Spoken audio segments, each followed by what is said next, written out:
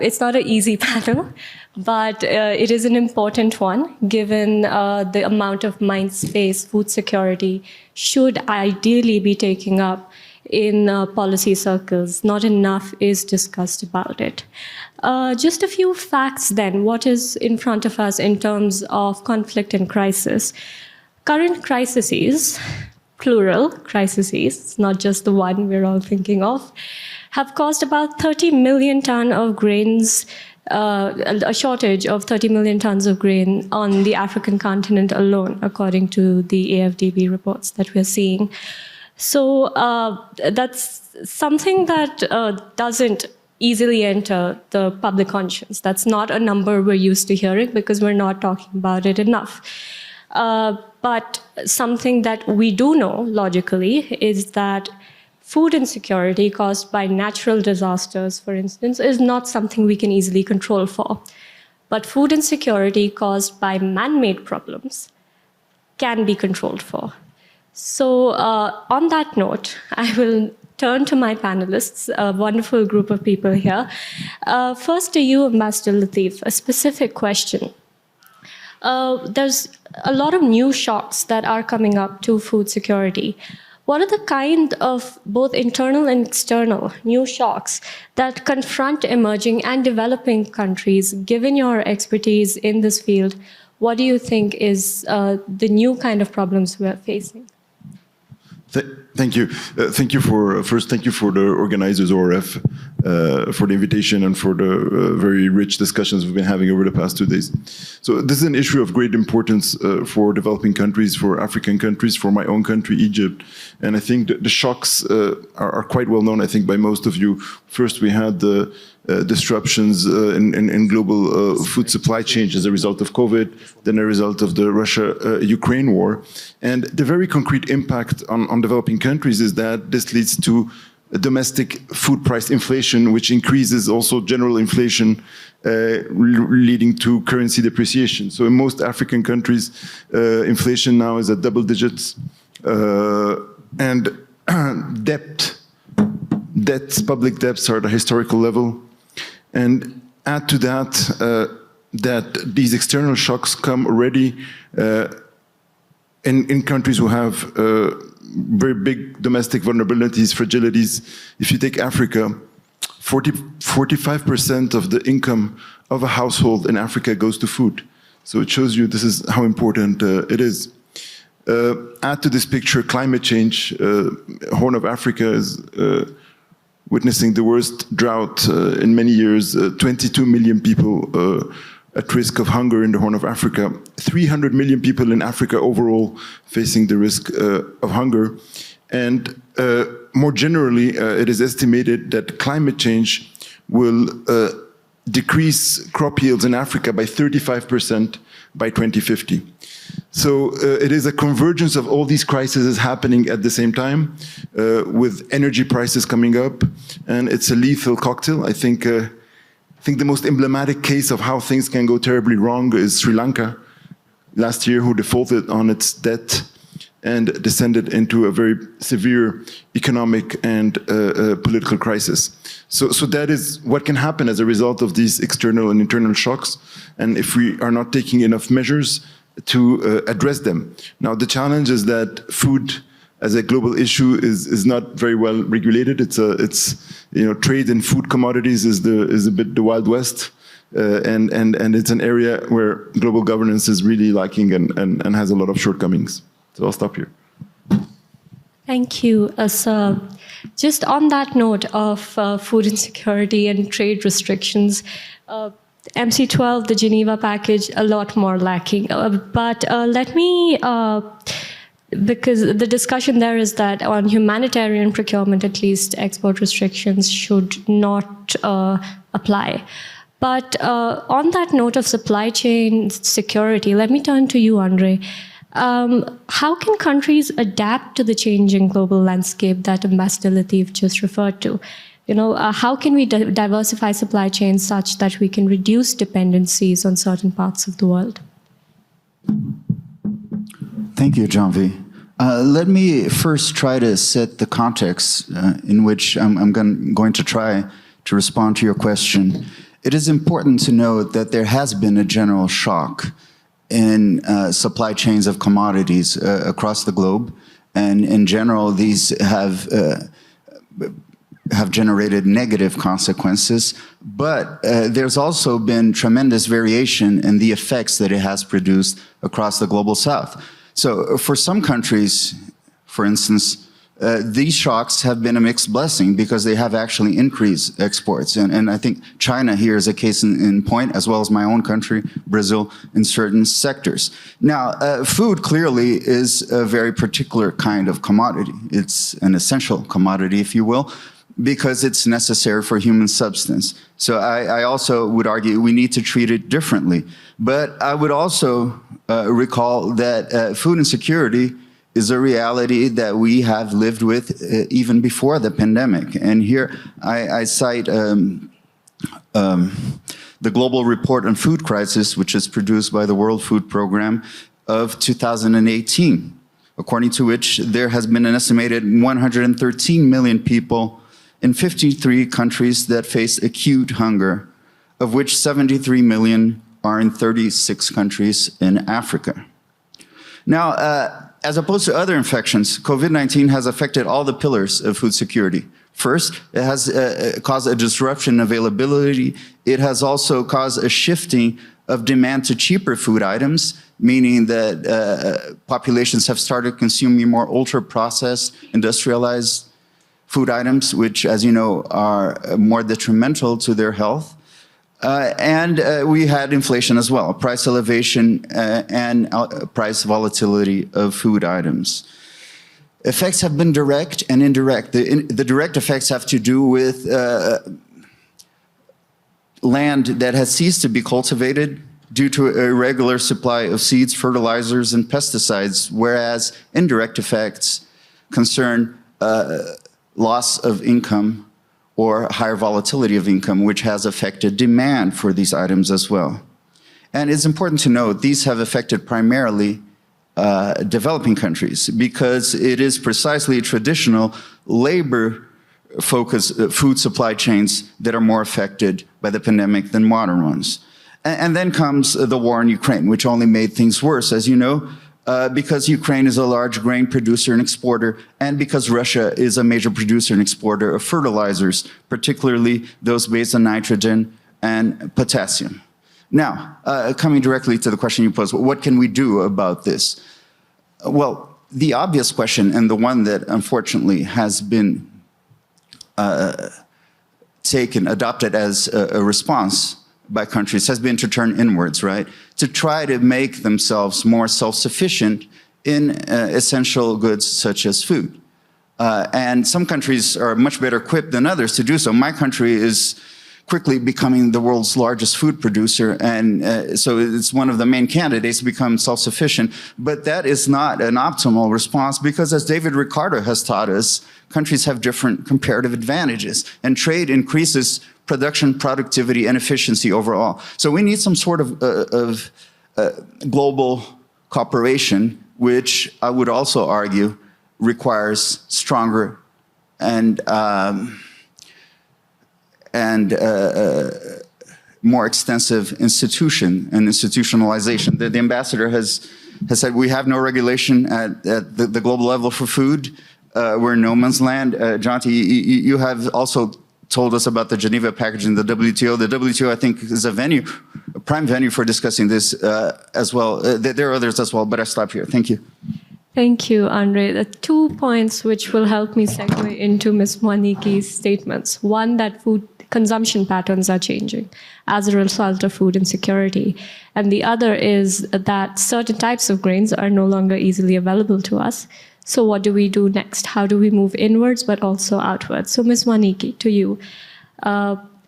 New grains, millets, it's the year of millets, is a topic for us.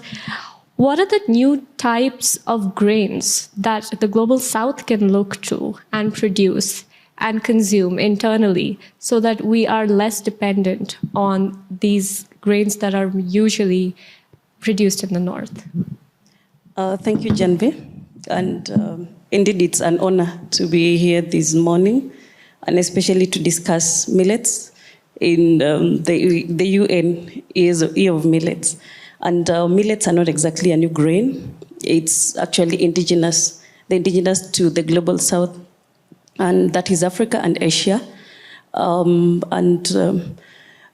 as much as they are what was traditionally grown here, they only account for 3% of the global grain trade, which is dominated by wheat, rice, and maize, or rather corn.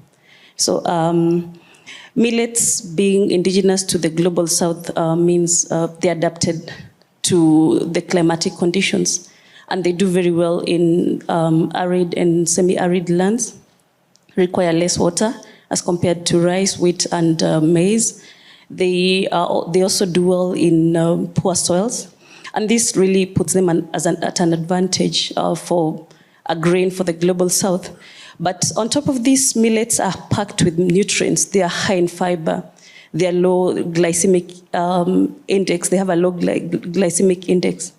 They also have quite a higher amount of protein as compared to the counterparts. And on top of that, I said they really are rich in fiber. And on top of that, they're also rich in antioxidants. So this is a nutri-cereal. It's a superior cereal as compared to the other three. But their consumption is really low. Like in my country, Kenya, other than probably as porridge for breakfast, or maybe ugali for lunch or dinner, there really isn't any other consumption means across the food chain. And this sort of makes them not interesting, not fancy, not nice, not actually they are frowned on as either a poor man's food or bird's feed. Yet these are rich foods. These are foods that actually can do very well, will help us boost our food security. And again, coming out of the crisis, if there's something the COVID-19 taught us and the Russian-Ukrainian crisis should have taught us as Africans is we need to look for solutions from within ourselves, and especially because the food supply chains were greatly impacted, greatly disrupted. Currently, the fertilizer pricing is like high, and a lot of smallholder farmers are not able to afford. Yet millet existing, much as there isn't a lot of emphasis, a lot of, say, research going into it as a crop, and again also by the virtue that it really is shunned upon means also there isn't a market per se. Looking now introspectively and inwards, it should be a crop we are supposed to promote, to look into, and to make sure that we're encouraging our farmers to grow. But even as we talk about, again, getting farmers, promoting, or rather having farmers do a lot around growing millet and all that, and supporting them to increase and boost their production, we need to look at it from not just a production perspective, because again, if the farmers produce and they have nowhere to take the millet, what next? So we need to look at the whole chain, from production into processing and again, market linkages. So this is ensuring that we do not again get to a point where it's just a bust. We have all this production. We've promoted millets. We've said they're good for the economy. They're good for they're green. They're sustainable. They're using less water. But then again, after we have the produce, after the farmers have the produce, what next? So we need to look at pathways to again make millets acceptable, to make them to actually put them on the table. Look at the cycle from farm to table. Farm to table, exactly. Thank you so much for that intervention. And we've done a little bit of our part in that at the Kigali Global Dialogue by serving you special millet menus produced by our star chefs in the audience. I see them. But coming to a very important point you made, Ms. Moniki, about finding solutions for ourselves, within ourselves, that might be in contradiction to the question I now have to pose to Mr. Foncasalas, which is that what are the multilateral avenues that are available to us which can help depoliticize food supply chains? Because what we're talking about here is very political. Dr. Souza also mentioned it in his intervention, that we've started to look inwards. Dr. Souza sees it as a bad thing. Ms. Moniki, maybe not such a bad thing. You have to be the tiebreaker.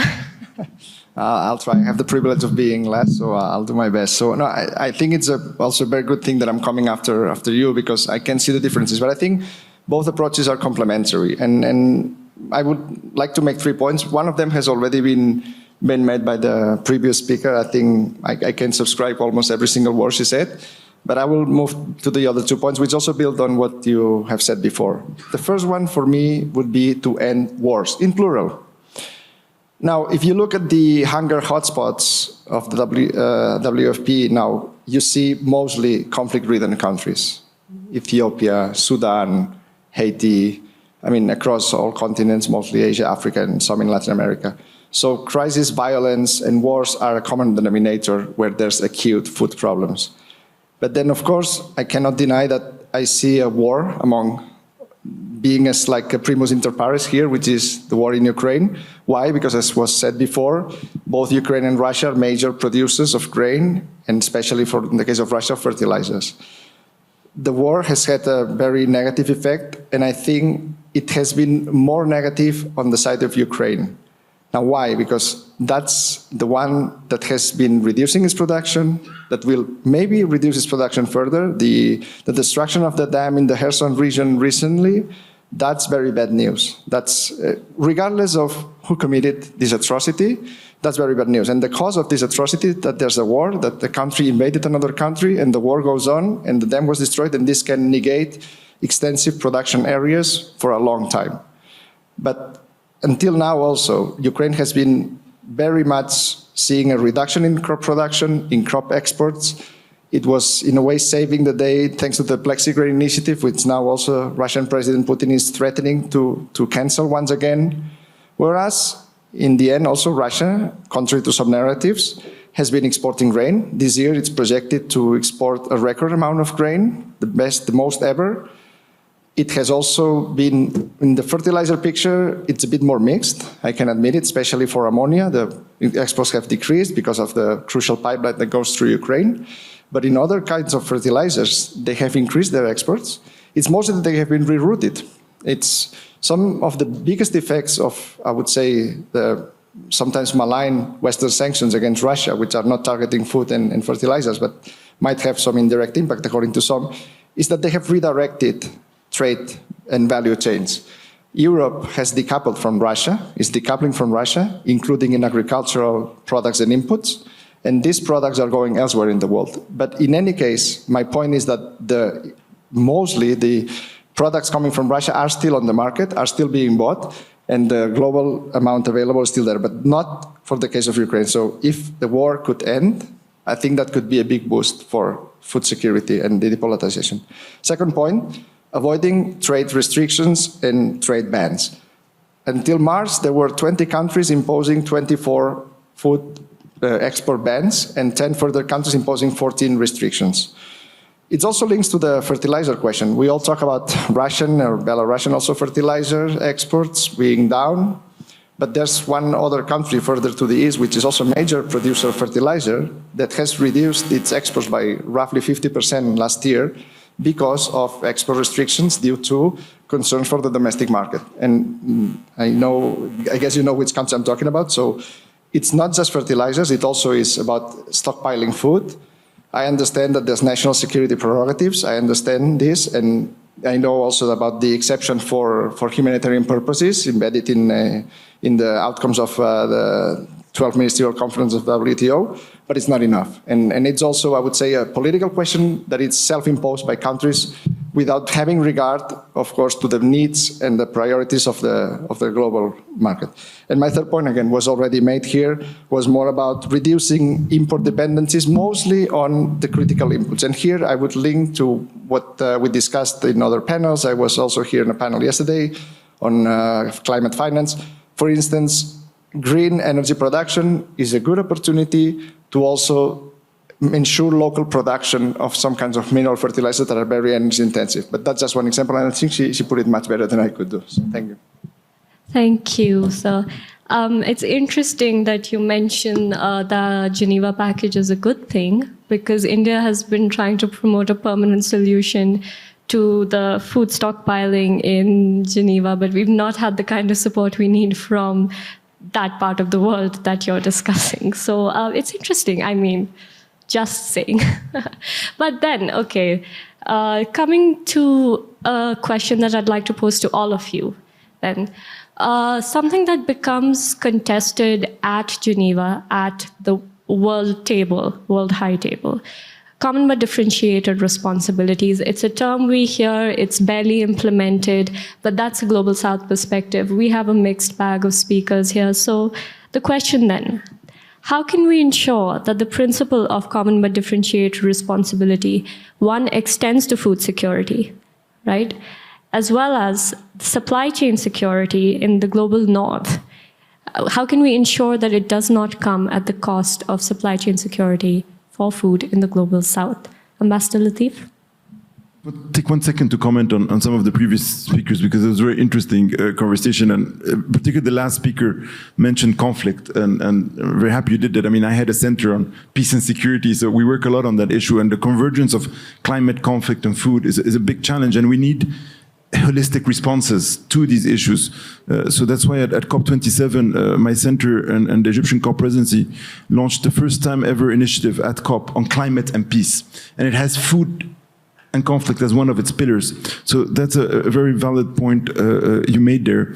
And then on the issue of inwards and outwards, as you said also, and it's not mutually exclusive. I mean, if you take a country like Egypt, I mean, it's the biggest wheat importer in the world, and in face of this crisis, its ability to increase domestic wheat production is limited, given limitation of agricultural land, of water constraints, resources. But at the same time, Africa, my sister here is right, is coming from a very low point in terms of its own food production ability, and there's a lot of we need to increase substantially our ability to feed ourselves in Africa and to look to inward solution. But then comes the global landscape, which is issue of common but differentiated responsibilities. I mean, it exists in the WTO under the name of special and differential treatment. So that is established there, but of course under a lot of wrangling about it. But also CBDR in the Climate Convention is also it's a very important principle that, as Egypt, we are very attached to and that we reaffirm. But it is increasingly also being debated on how to implement it concretely in terms of different agreements and implementation.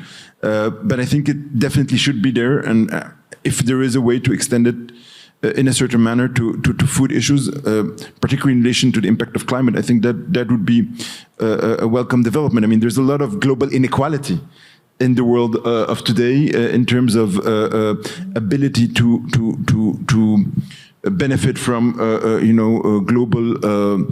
global dynamics, and the global south finds itself, I mean, again, cautiously not generalizing because it's very contrasted, but at the negative impacted by this development, and again, global regulation is limited. So if we can harness that principle, I think it would be a positive thing. Thank you, sir. Dr. Souza, over to you. Thank you, Janvi, and thank you for raising the issue of CBDR.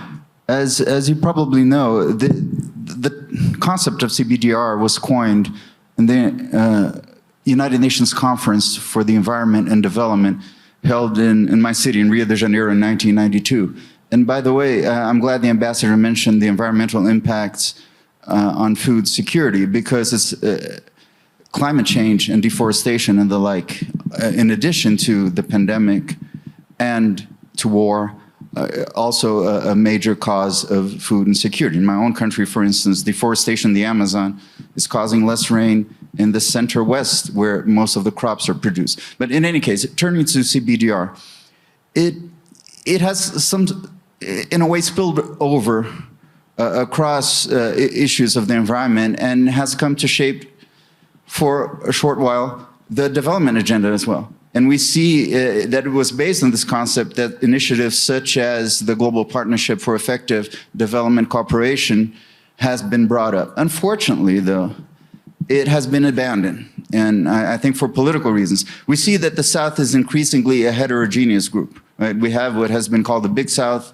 and the Small South. We have countries such as China and small least developing countries. They're all in the global south. But there has been efforts to shift the burden of development from the north to these so-called emerging economies or the big south. And they have opposed that. And that has led to deadlocks.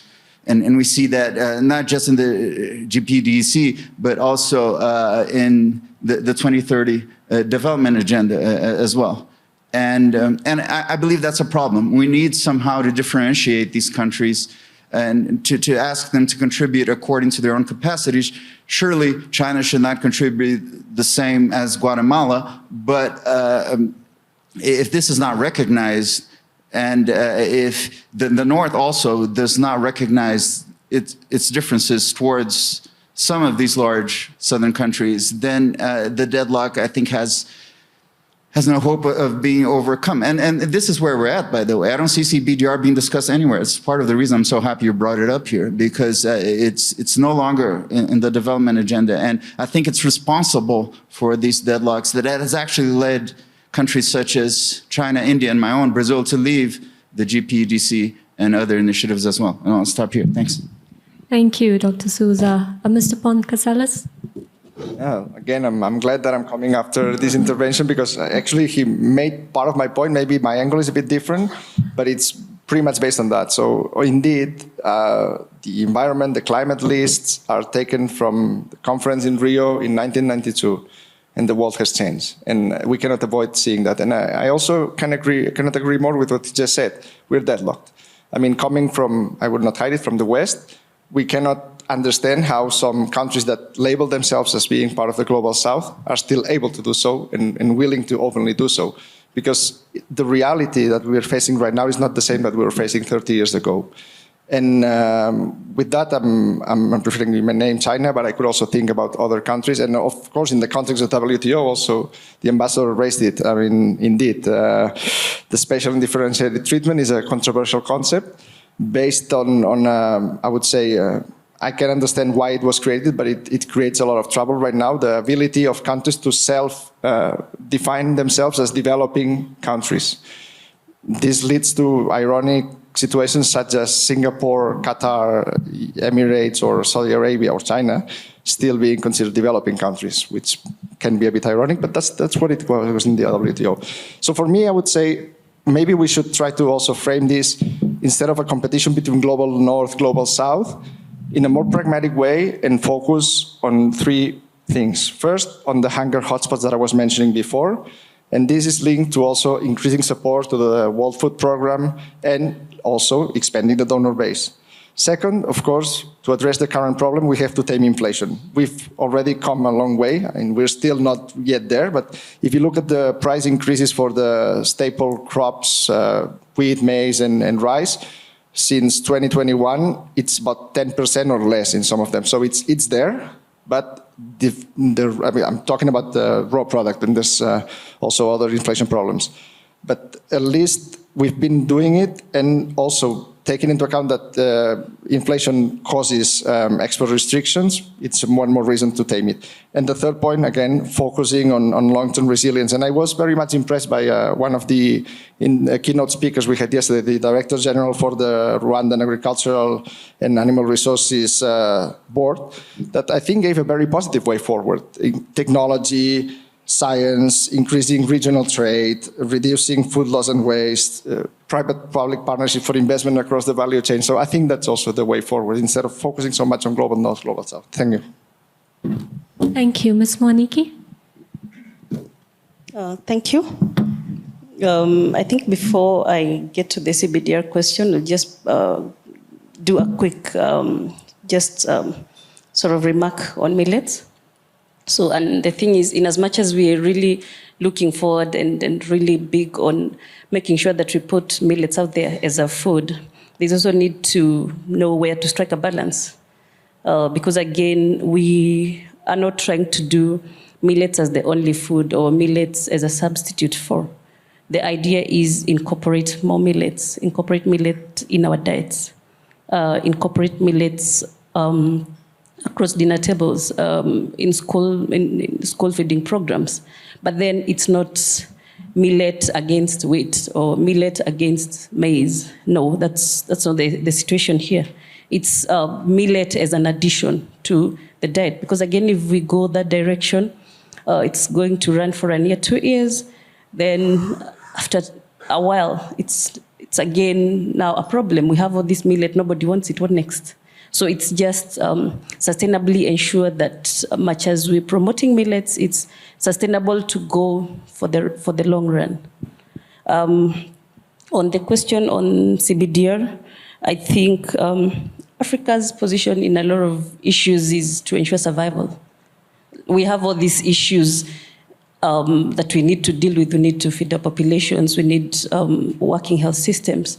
So, and for us, sometimes, and especially when it comes to climate issues around climate change, the issue is how much is our contribution towards, say, emissions, and how much burden are we expected to shoulder with regard to ensuring, say we still remain within the recommended 1.5 degrees. So, thank you.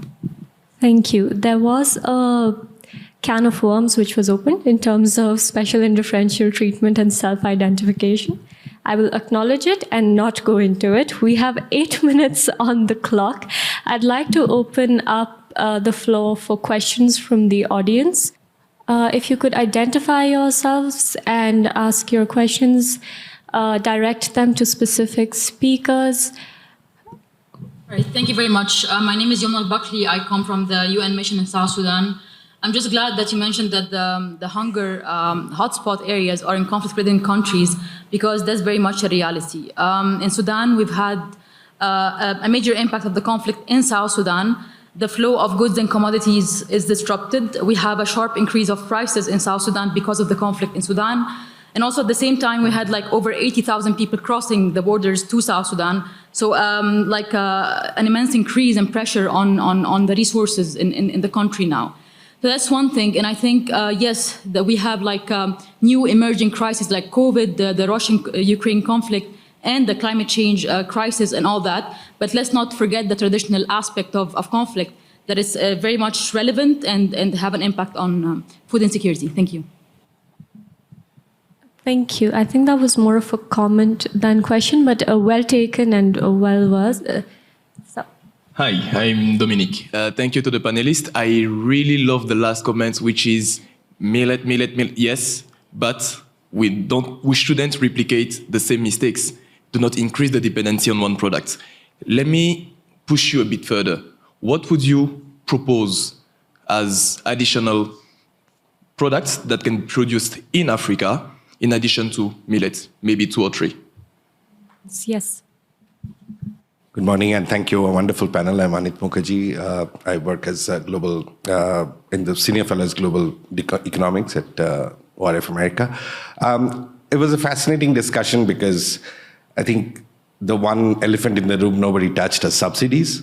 And I come from a country, India, and we have, during COVID, we had a long subsidy regime. We have food security as part of our social contract, as in Egypt. And I've been always struggling with this issue of whether this intersectionality that you talked about, climate, conflict, and food, also is a way of destabilizing for our public finances. How long or until how far can countries go to support a food sector separately from a social protection sector? In Egypt, Ambassador Takaful and Karama have been studying this as fantastic programs, but you've still kept food subsidy as separate. And that's a choice that India has also made. So I'm curious to hear from other panelists and as well as yourself, Ambassador, as to what, as you see the uncertainty is not going to reduce anytime soon, how do you see a management, public policy management in terms of food subsidies impacting on actually the lives of people on the ground? Thank you. Thank you. Thank you. Are there any other questions? Yes. Thank you very much. I'm Dr. Jacqueline Kitulu from Kenya, Rocket Health. On the question of promoting the ancient grains, the millets, I think one useful aspect about promoting that, because in my country, Kenya, we find that they're used basically for weaning children in terms of porridge, or ugali, which is like the pap food.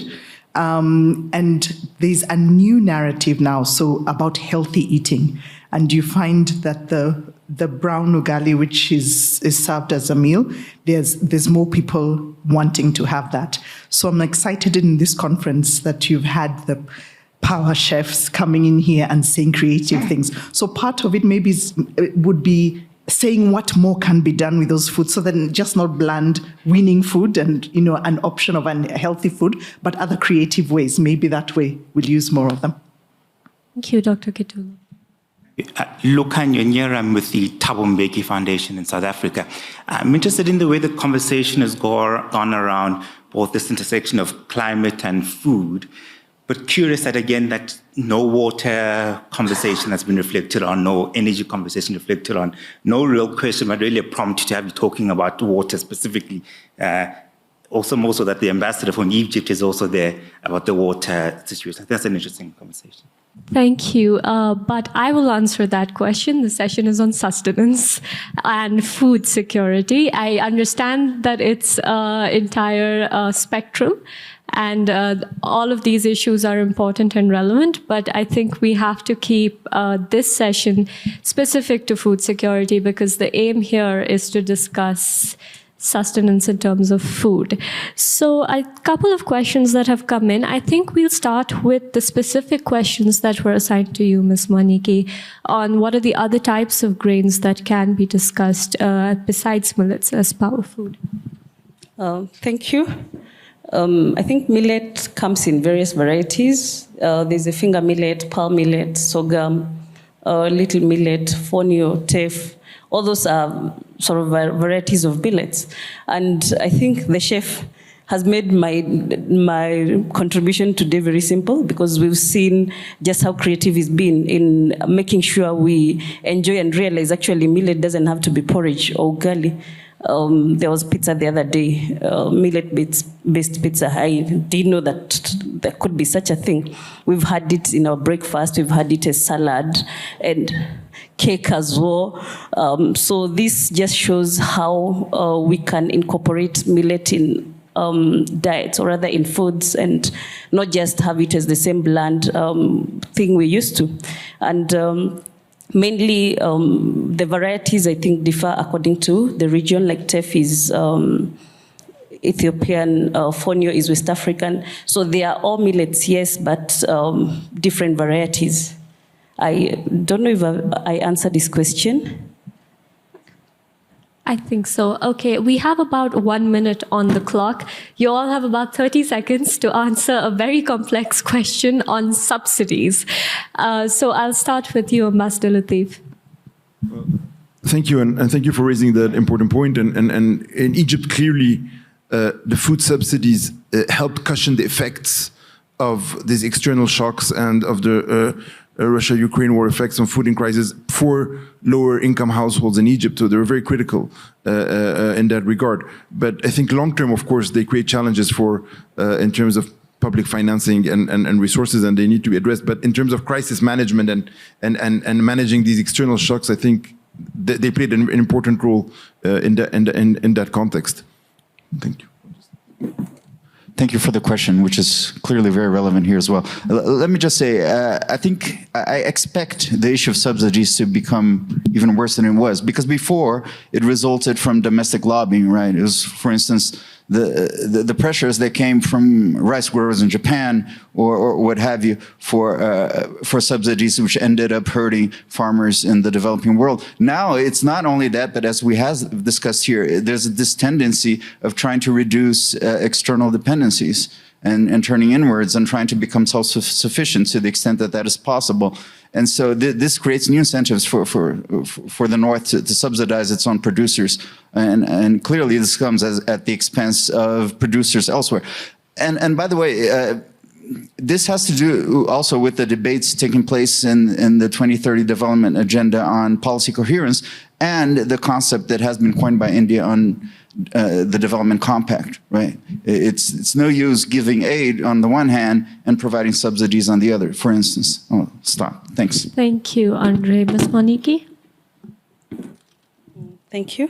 I think I'll echo out what the ambassador said.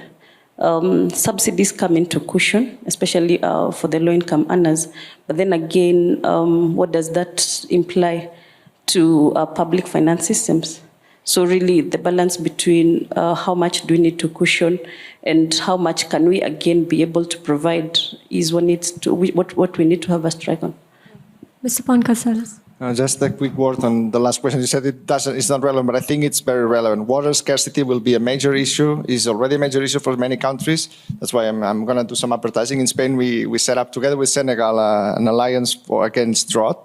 It's called IDRA, so we would also welcome more countries joining it. It's already gathered the support of more than 20 countries, so we're trying to expand it, and it's also fighting against water scarcity, hydric stress, etc. And also energy. I mean, I think I already referred to it in my intervention, but the links are enormous. I mean, the production of fertilizers is energy intensive, and that's why I think that the Green Revolution also opens doors to reducing our dependence on some sorts of energy-intensive inputs, which like fertilizers, for instance. And also, in a way, it also mixes with water. For instance, you can imagine it requires a lot of investment, but you can eventually imagine major deployment of desalination plants, power with renewable energy to also ease water scarcity. I know, huge investment, lots of time, but it's also thinking about the future. Thanks. Thank you.